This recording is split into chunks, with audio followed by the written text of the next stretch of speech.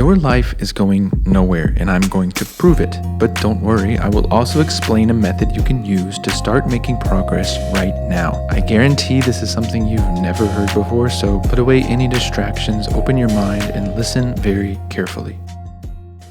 A traveler once hired a boatman to take him up the river to meet his lover and get married. It was settled that they would start at night and reach the destination early in the morning. That night, after supper, the traveler got aboard the boat, made himself comfortable, and instructed the boatman to start. The river breeze was very pleasant, and he slept soundly that night. In the morning, he got up early, but to his astonishment, he saw that the boat had not moved an inch toward the destination, even though the boatman had rowed vigorously all night long. Finally, after inquiring, he found that despite the boatman's rowing, the boat had not moved because he had failed to raise the anchor. The marriage ceremony was ruined, all because of a foolish mistake. You probably clicked on this video thinking it's only for the few of those losers who don't make it in life. No job, lazy, dumb, hopeless. But this video has much more relevance to you if you are a so-called successful person. What is success anyways? It seems that the more success we have in this modern world, the more our happiness and well-being decrease.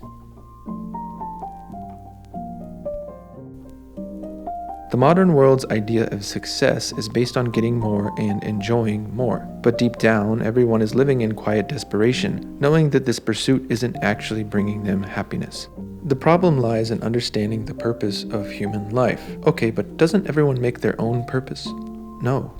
Humans have been designed with a specific purpose in mind. Take the example of a hammer. It has been designed to put nails in things. Now look at your phone. It has been designed to call people and let you order anything you want with a few clicks. Now, if you try to use the phone as a hammer, you'll become miserable, your phone will get destroyed, and the nails will still not be in the wall. In the same way, these human bodies have been designed with a specific purpose. And if we act according to that purpose, we will become naturally happy, fulfilled, and in harmony with ourselves and others. But what is that purpose? We'll get to that, but first let's examine society's current beliefs about the purpose of life.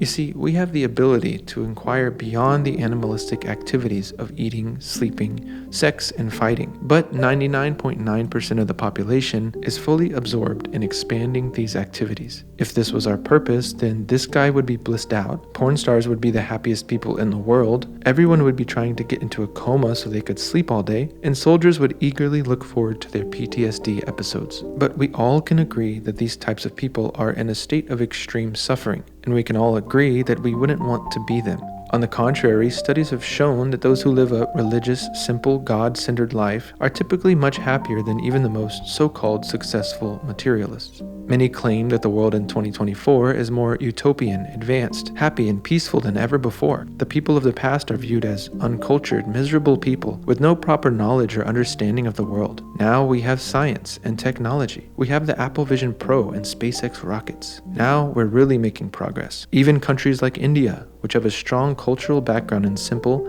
spiritual lifestyles, have been tricked into following the West into this materialistic way of life. As a result of all this so-called progress, we breathe toxic air, drink toxic water, eat artificial food that gives us cancer, get divorced, commit suicide, experience depression, anxiety, addiction. The list goes on. Is this really progress, or are we being misled?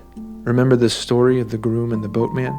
Today's society makes a fatal mistake because we have forgotten to raise the anchor of attachment. Instead, the anchor is being more and more firmly fixed because we have structured everything on the basis of our own sense gratification. This has been described in the Bhagavad Gita as follows. The demoniac, taking shelter of insatiable lust, pride, and false prestige, and being thus illusioned, are always sworn to unclean work, attracted by the impermanent. Their belief is that to gratify the senses unto the end of life is the prime necessity of human civilization. Thus, there is no measurement for their anxiety. We, like the boatman, are under illusion. Therefore, the anchor of life remains deeply fixed in the waters of ignorance, all for the purpose of bodily happiness. And our so-called civilization rots in a stagnant pool. Because we are not moving, we are always stuck in the same port of problematic life. Eventually, death comes to us all and takes away whatever progress we thought we had made. So, what was the point of it all? Now that we've taken a sober look at the society we live in, do you really think that this is the purpose of life? Like I said before, almost everyone is living on the platform of animals, but human life is meant for much more.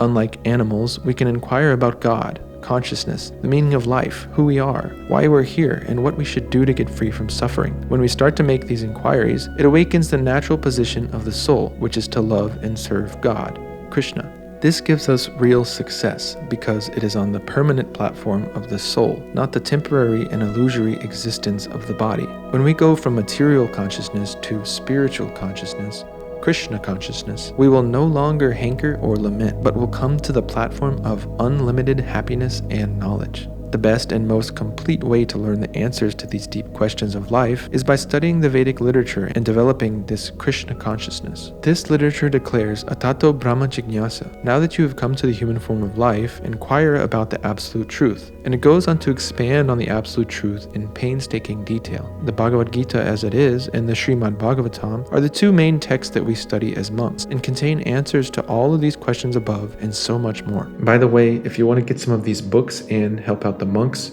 click the link in the description to check out our store. Just as a machine comes with a user manual, similarly, these books are the user manual for human life. They teach us how to use our human life for its true purpose, getting free from the cycle of birth and death, and rising up to the spiritual platform. It's important to study these literatures in the company of other inquisitive people, which is why we're building a community of people who see the futility in running after illusory progress and who are eager to learn the answers to these deep questions of life. Subscribe and connect with us to find out more about making real progress in life. And watch this video next to learn more about the day-to-day lifestyle of a modern-day monk.